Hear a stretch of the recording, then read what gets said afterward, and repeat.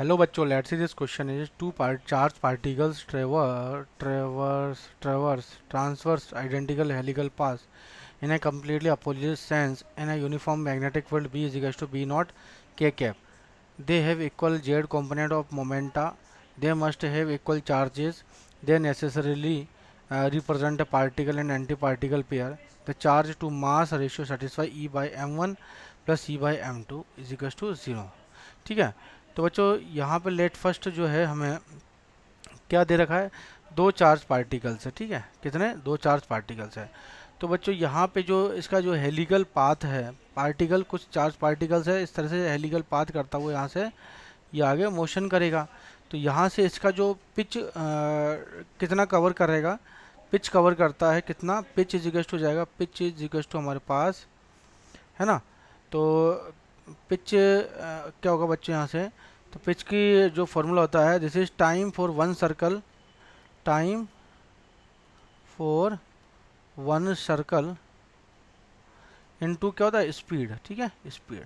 तो मैं बोल सकता हूँ दिस इज टी इंटू और वी कोस थीटा। यहाँ से कुछ इस तरीके से चलता है ना बच्चों, यहाँ से ये थीटा एंगल पे ना कुछ इस तरीके से यहाँ से ऐसे मोशन करता है, यहाँ से चलेगा। ठीक, तो पिच इज इक्वल टू, तो हमें पता है कि जो टाइम पीरियड होता है, टाइम पीरियड कहता है एक चक्कर पूरा करने में, जैसे 2πm/q इंटू बी। ठीक है, T is equal to 2πm/q B. तो बस यहाँ पे क्या करेगा कि जो देखो हेलिकल पाथ है, कंप्लीट अपोजिट सेंस में है, तो और ये कौन से डायरेक्शन में है, के कैप डायरेक्शन में। तो बस यहाँ वैल्यू रखना है। तो ये हो जाएगा आपका pitch is equal to P is equal to 2πm/q B, और दिस इज ये हो जाएगा this is V cos theta. ठीक है, तो आप देख सकते हो यहाँ पे टाइम पीरियड होगा बच्चों, यहाँ पे जो पिच कवर कर रहा है जैसे इस फॉर्म में, तो दोनों ही पिच क्या है, इक्वल आएगा। दोनों पिच क्या इक्वल है, किसके लिए, दोनों चार्ज पार्टिकल्स के लिए। ठीक है, आइडेंटिकल हेलिकल पाथ है जैसे क्वेश्चन में गिवन है। तो मैं बोल सकता हूँ P1 is equal to P2, है ना, गिवन है हमारे पास, आइडेंटिकल हेलिकल पाथ है।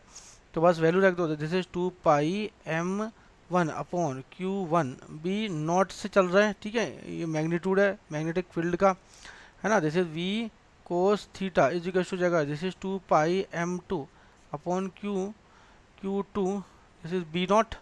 ठीक है, this is V cos theta, क्योंकि दोनों का सेम हेलिकल पाथ है जैसे क्वेश्चन में गिवन है ना, गिवन है। तो यहाँ से वी कोस थीटा से वी कोस थीटा कैंसिल, 2π से 2π भी कैंसिल। ठीक है, तो मेरे पास क्या बचा यहाँ से, और बी नॉट से बी नॉट कैंसिल, तो यहाँ से हो जाएगा जैसे m1/q1 इज इक्वल टू हो जाएगा m2/q2। ठीक है, बट यहाँ से हमें ये चार्जेस इक्वल नहीं है बच्चों, चार्जेस तो अलग अलग है। ठीक है, चार्जेस अलग अलग है तो ये तो होगा नहीं, दे है equal Z component of momenta, ये भी नहीं होगा। ठीक है, क्योंकि डिफरेंट डिफरेंट जो है हमारे पास यहाँ वैल्यू दे रखा है m1 और q1 का। ठीक है, the necessary represent particle anti particle पर एंटी पार्टिकल, क्योंकि चार्ज दो हैं। ठीक है, तो यहाँ पे तो ये हो जाएगा हमारे पास ई बाय, इसको क्या लिख सकता हूँ, इसको दिस इज E/m1। ठीक है, प्लस E/m1। अच्छा, इसमें एक चीज़ और है कि दे ये क्या है, अपोजिट डायरेक्शन में, एक दूसरे क्या है, अपोजिट डायरेक्शन में, अपोजिट क्वेश्चन में गिवन है अपोजिट डायरेक्शन में। ठीक है, एक यदि पॉजिटिव में जाएगा तो दूसरा क्या जैसे जाएगा, इस तरह से अपोजिट डायरेक्शन में जाएगा। ठीक है, तो ये हो जाएगा एक पॉजिटिव एक नेगेटिव, तो ये हो जाएगा E1/m1 is equal to, sorry equal to, है ना, E1/E2, this is minus E/m2। ठीक है, दिस इज माइनस E/m2, तो इसको इधर ले जाओ तो E/m1 वाला प्लस E/m2 किसी वैल्यू क्या होगी, जीरो होगी। क्यों, क्योंकि बच्चों नेगेटिव है ना, अपोजिट बोल रहेगा, देखो आप कंप्लीटली अपोजिट है, तो इस वजह से ऐसा आया है यहाँ पर नेगेटिव। ठीक है, तो Q1 is equal to minus Q2, तो मैं बोल सकता हूँ कि the charge to mass ratio satisfy E/m1 plus E/m2 is equal to 0। So I hope you understand this question. So best of luck बच्चों।